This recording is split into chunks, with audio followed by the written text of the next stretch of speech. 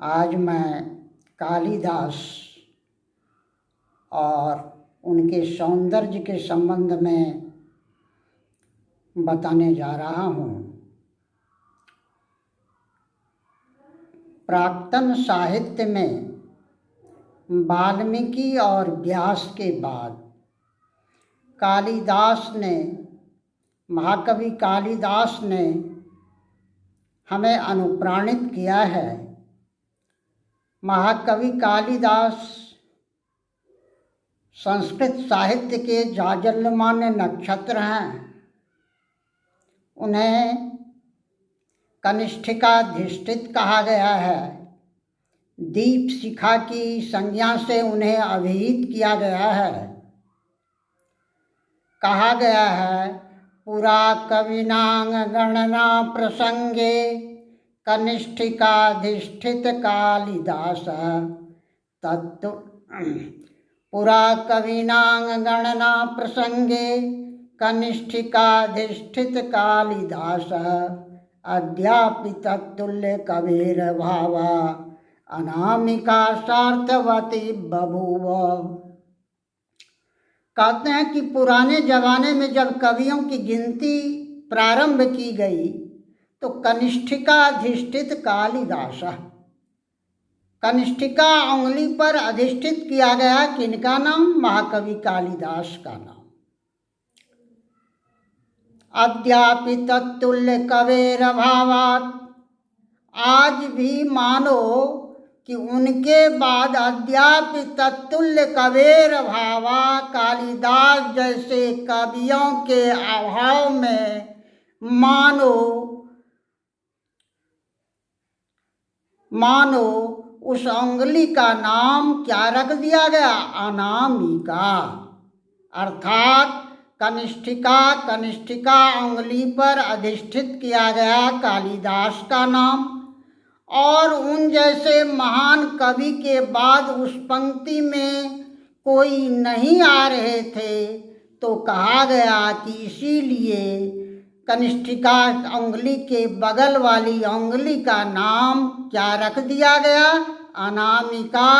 इसीलिए पुरा कविनांग गणना प्रसंगे कनिष्ठिकाधिष्ठित कालिदास अद्यापि तत्तुल्य कबीर भावा अनामिका सार्थवती बभूव। एक वृद्ध से किसी युवक ने पूछा कि हे बाबा, आपकी यह 90 वर्ष की अवस्था कैसे बीती? तो बाबा ने जवाब दिया कि मेघे माघे गतं बया। कालिदास रचित मेघदूतम पढ़ने में और माघ रचित शिशुपाल वध पढ़ने में हमारी अवस्था बीत गई, फिर भी मुझे संतुष्टि नहीं मिली, मैं अधूरा ही रह गया। तब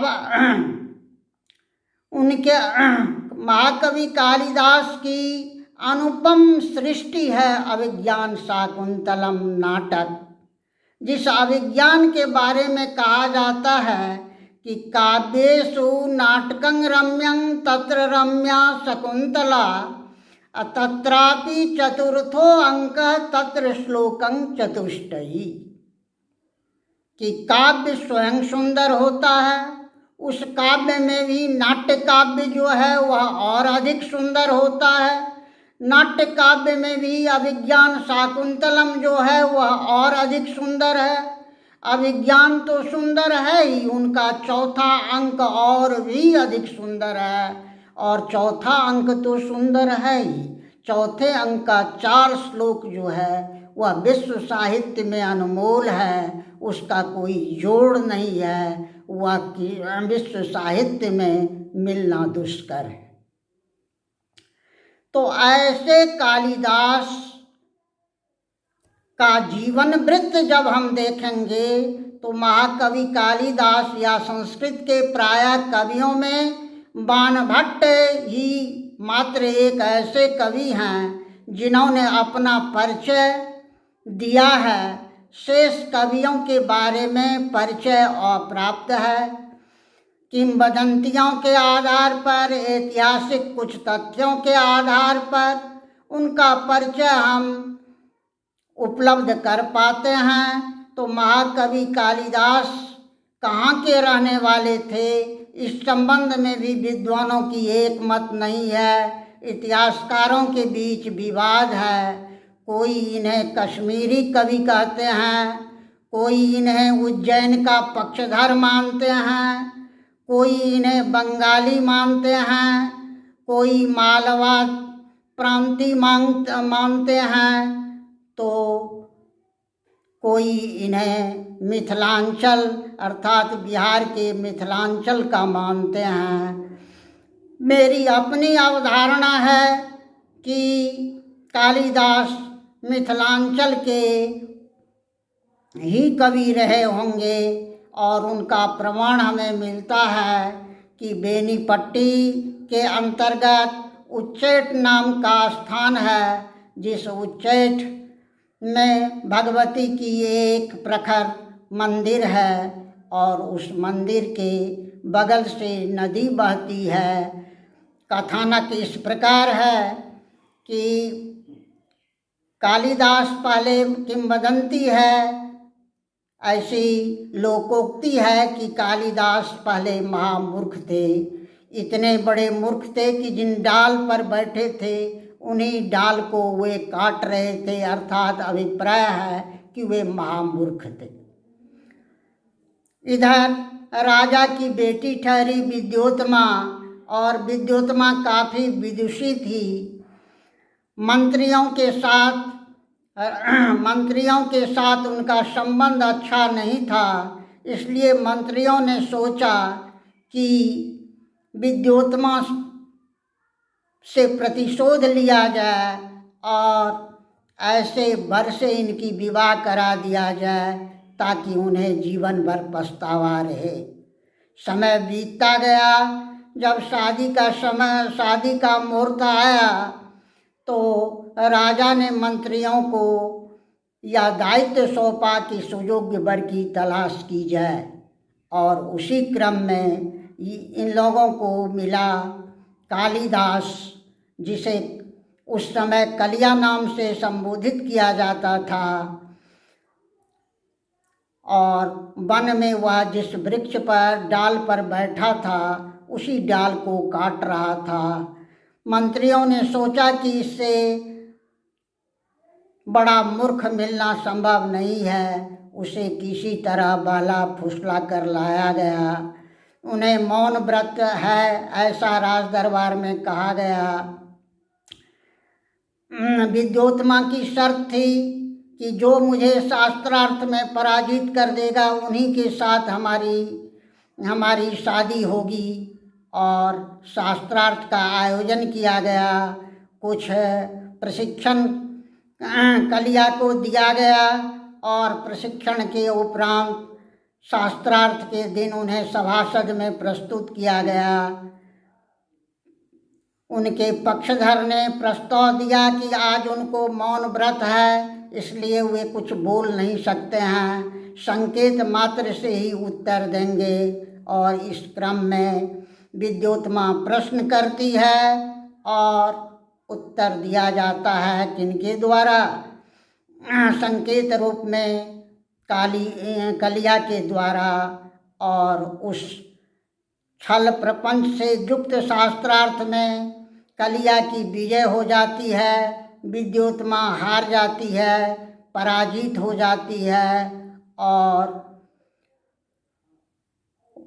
कलिया की शादी विद्योत्मा के साथ कर दी जाती है। लेकिन 1-2 दिनों के अंतर्गत ही विद्योत्मा सहज समझ गई कि मुझसे पंडितों ने मंत्रियों ने छल किया है, या माँ मूर्ख है, और उसे अपने यहाँ से वह निकाल देती है। यह चले आते हैं वही उच्चैठ नामक स्थान पर जहाँ एक टोल पाठशाला थी, और उस टोल पाठशाला में रसोई का काम करने लगता है। उस विद्यालय में एक परिपाटी थी कि नदी के उस पार जो भगवती की प्रखर मंदिर थी, उस मंदिर में प्रतिदिन संध्या दिखलाने के लिए छात्रों में से कोई एक छात्र जाया करते थे, परंतु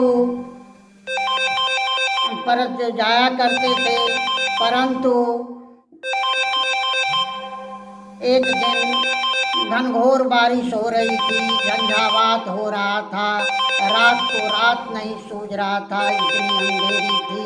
उस चकाचौंध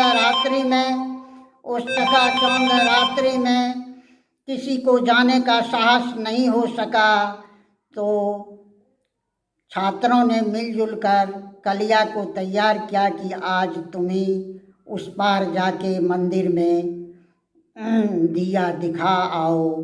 फलता कलिया वहाँ कलिया का वहाँ प्रस्तुतिकरण होता है। दिया प्रणाम आदि के बाद वहाँ साक्षात काली प्रकट होती है और इन्हें वरदान मांगने को कहा जाता है। ये वरदान मांगते हैं कि मैं बहुत बड़ा पंडित हूँ, ऐसा वरदान दिया जाए, और देवी प्रसन्न होकर इन्हें वरदान देती है।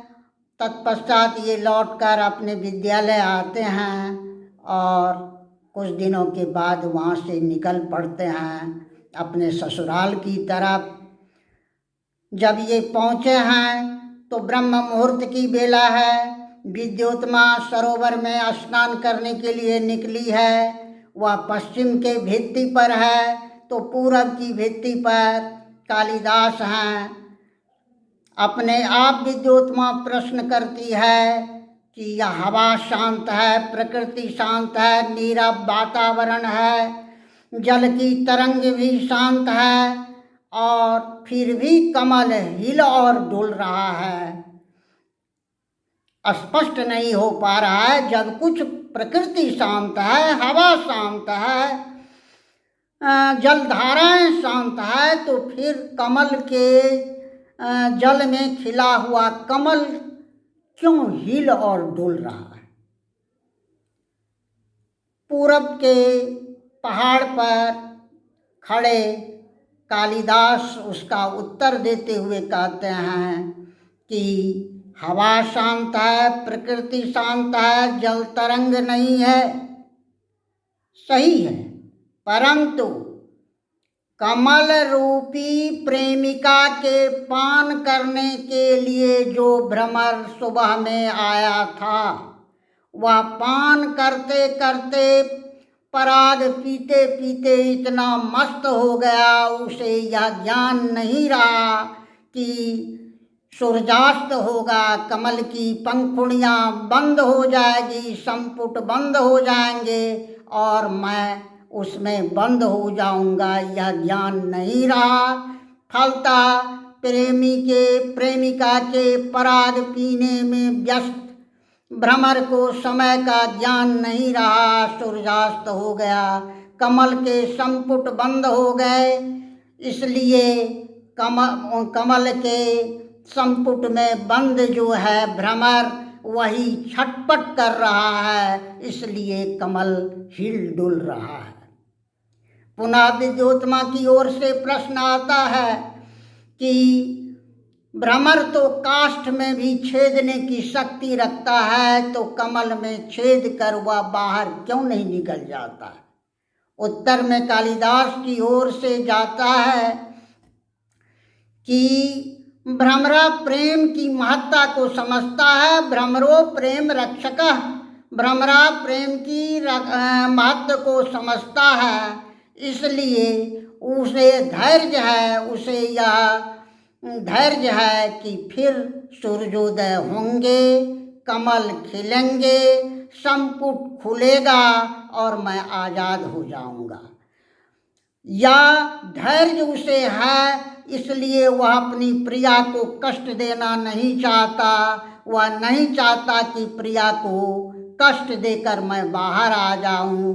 तो भ्रमरा प्रेम की महत्ता को समझता है। व्यंग्य अर्थ की प्रतीति होती है यहाँ कि तुमने प्रेम की महत्ता को नहीं समझी और तुमने अपने प्रेम के रक्षक का परित्याग कर दी। इस तरह स्नान करने के बाद विद्युत्मा पुनः आती है अपने कक्ष में और कपाट को बंद करके कपड़े को धारण करती है। धीरे धीरे अनुगमन करते हुए कालिदास भी आते हैं और कहते हैं दस्तक देते हुए कि अनावृतं कपाटं द्वारं देहि, कपाट को खोलो और मुझे भीतर जाने का रास्ता दो। अनावृतं कपाटं द्वारं देहि। उधर से विद्योत्मा का प्रश्न है कि अस्ति कश्चित् वाग विशेषः, अब भी तुम्हारी वाणी में कोई विशेषता आई है या नहीं? अस्ति कश्चित् वाग विशेषः। इस प्रश्न का उत्तर जब उनको मिलता है, जब अस्ति कश्चित् वाग विशेषः कालिदास को पूछा जाता है, तो अस्ति शब्द पर उन्होंने कुमार संभव, कश्चित् शब्द पर उन्होंने मेघदूतम और वागर्त शब्द पर उन्होंने रघुवंश महाकाव्य की रचना की और वे विश्व विस्तृत में विख्यात हो गए। कहा जाता है कि यहाँ कुमारदास जो उनके समकालीन कवि थे उनसे उनकी बड़ी दोस्ती थी। इसी तरह परिभ्रमण के क्रम में वे सिंघल द्वीप पहुँचते हैं। सिंघल द्वीप अर्थात लंका पहुँचते हैं। लंका में वे एक वारांगना के पास एक क्या कहते हैं वेश्या के कोठे पर पहुँचते हैं। तो वेश्या के कोठे पर लिखा हुआ है कमले कमलस्य उत्पत्ति भावति श्रूयते न च दृश्यते। कमल से कमल की उत्पत्ति होती है, ऐसा सुना जाता है, देखा नहीं जाता है कि कमले कमलस्य उत्पत्ति भावति श्रूयते न च दृश्यते। कालिदास जब उस और नीचे में लिखा हुआ था जो इनकी पूर्ति कर देंगे, आगे की चरण की जो पूर्ति कर देंगे उन्हें इतना पारितोषिक मिलेगा।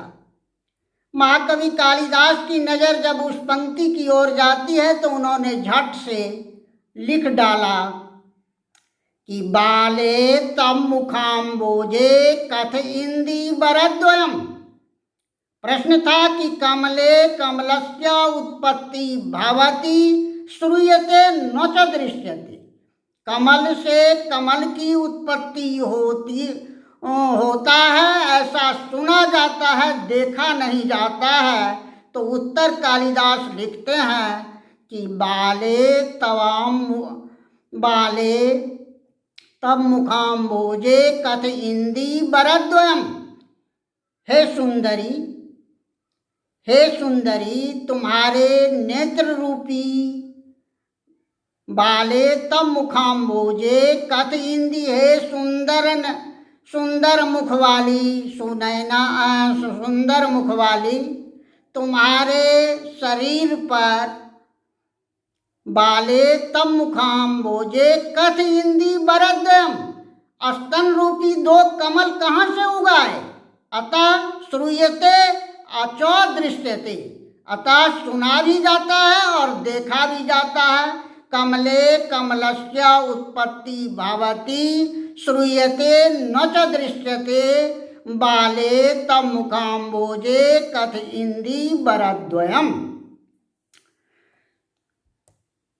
चूंकि पारितोषिक की घोषणा थी तो उस वेश्या को लोभ हो गया और किसी पेय पदार्थ में विष मिला के कालिदास को पिला दिया और कहा जाता है कि कालिदास की वहीं मृत्यु हो गई। ऐसा अनुश्रुति कहता है, ऐसी लोकोक्तियाँ हैं। क्योंकि संस्कृत के प्रायः कवियों ने आज की कवियों की तरह, लेखकों की तरह अपना परिचय प्रस्तुत नहीं किए हैं, चाहे कारण जो भी रहा हो। परंतु आज के युग में ऐसी बात नहीं है। आज के युग में तो पुस्तक की गुणवत्ता जैसी हो, लेकिन कवियों का परिचय तो बृहत और विस्तृत रूप में देखने को मिलता है। तो ऐसे कालिदास की जो रचनाएं हैं, मैंने बताया कि 2 महाकाव्य है, रघुवंश महाकाव्यम और कुमार संभव महाकाव्यम। 2 महाकाव्यम हैं। एक खंड काव्य है जिसको क्लाउड मैसेंजर कहते हैं, लिरिक पोएम कहते हैं या खंड काव्य कहते हैं, जिस कोटि में मेघदूतम आता है। और मेघदूतम के बाद आपको नाटक में अभिज्ञान शाकुंतलम है। एक छोटी पुस्तिका है, उसको हम ऋतु संहार कहते हैं, और नाटक के रूप में अभिज्ञान शाकुंतलम है, विक्रमोर्वशी है, मालविकाग्निमित्रम है। इस प्रकार कालिदास का जो अभिज्ञान शाकुंतलम है, अभिज्ञान शाकुंतलम से संपूर्ण विश्व इस कदर प्रभावित हुआ कि कालिदास की तुलना शेक्सपियर से की जाने लगी। और गेटे जो बहुत बड़े यूरोपियन विद्वान थे, उन्होंने इनकी प्रशंसा में जो लिखी है वह कि स्वर्ग और पृथ्वी दोनों का अगर दिग्दर्शन करना हो तो शाकुंतलम का सेवन करो। शाकुंतलम एक ऐसी नाट्य ग्रंथ है जिस नाट्य ग्रंथ मात्र रहने से कालिदास कवियों में सर्वश्रेष्ठ होता। इसीलिए तो कहा गया है कि पुरा कविना गणना प्रसंगे कनिष्ठिकाधिष्ठित कालिदास अद्यापि तत्तुल्य कवेर भावा अनामिका सार्थवती बभूव। पुष्पेषु जाति नगरीषु काशी नारीषु रंभा पुरुषेषु विष्णु नदीषु गंगा नृप्तो च राम काव्येषु माघ कवि कालिदास। मैंने कल भी बताया था कि सुंदरता आप किसे कहेंगे, तो सुंदरता का अर्थ होता है कि क्षणे क्षणे जन्नवता मुपैति तदेव रूपं रमणीयताया। अब देखिए कालिदास का कितना सुंदर वर्णन है रघुवंश में। संचारिणी दीप शिखे वरात्रो जंग जंग व्यतीय पतिं बरासा नरेंद्र मार्गाट इव प्रपेदे विवर्ण भावं स भूमिपाला। इंदुमती की स्वयंवर की रचना की गई है। इंदुमती की स्वयंवर हो रही है। सारे राजे और महाराजे कुर्सियों पर विराजमान हैं और एक सखी है उनके साथ में, जो हर एक राजा का परिचय दे रहे हैं कि ये अमुक देश से हैं, इनकी वैभव ये है आदि का बखान करती है। तो जब किसी राजे के समक्ष इंदुमती खड़ी होती है तो वह राजा कैसा लगता है, और जब उसे छोड़कर वह आगे बढ़ जाती है, अर्थात उन्हें वह पसंद नहीं करती है, दूसरे राजा की ओर बढ़ जाती है, तब उस राजे का दृश्य कैसा लगता है, इसका जो मनोरम वर्णन कवि कुलगुरु कालिदास के पुस्तक में आपको मिलेगा। कहाँ तो रघुवंश। श्लोक क्या है, तो संचारिणी दीप शिखे वरात्रो जंग जंग व्यतीय पतिं बरासा नरेंद्र मार्गाट इव प्रपेदे विवर्ण भावं स भूमिपाला। जब इंदुमती खड़ी होती है उस राजा के समक्ष तो राजा कैसा लगता है, तो एक सुंदर महल हो, महल सुसज्जित हो, बिल्कुल इलेक्ट्रिफाइड हो, सघन उज्ज्वलता हो उसमें, तो उस और अंधेरी रात हो और चकाचौंध करने वाला वह भव्य महल हो। उस अंधेरी रात में वह वर्षाकालीन समय में अंधेरी रात में उस महल की जैसी शोभा उसी इंदुमती के खड़े ही रहने पर वह राजा महाराजा ऐसा ही लग रहा है। और जब विद्योत्तमा उसने छोड़कर आगे बढ़ जाती है तब कैसा लगता है? तो वैसा ही सब कुछ हो, अचानक बिजली गुम हो जाए तब उस महल की जैसी दुर्दशा वैसी ही दुर्दशा हो रही है उस महाराजे की। तो संचारिणी दीप शिखे वरात्रो जंग जंग व्यतीय पतिं भरासा नरेंद्र मार्गाट इव प्रपेदे विवर्ण भावं भूमिपाला।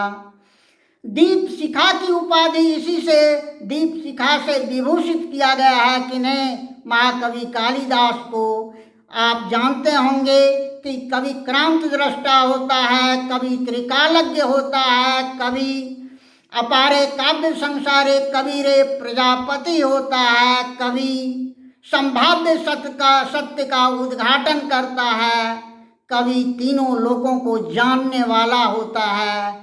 तो महर्षि वाल्मीकि और व्यास के बाद हमारे कालिदास संस्कृत साहित्य के माध्यम से, अपने काव्यों के माध्यम से सबसे ज़्यादा अनुप्राणित किया है, सबसे अधिक अनुप्राणित किया है। और यह अभिज्ञान शाकुंतलम की नायिका शकुंतला है। इनके सौंदर्य का वर्णन धीरे धीरे हम आप लोगों के बीच करते आगे बढ़ेंगे। तो सौंदर्य जो है वह क्षणे क्षणे जन्नवता मुपैति तदेव रूपं रमणीयताया क्षण प्रति क्षण जो अभिनव रूप धारण करे वही सौंदर्य है।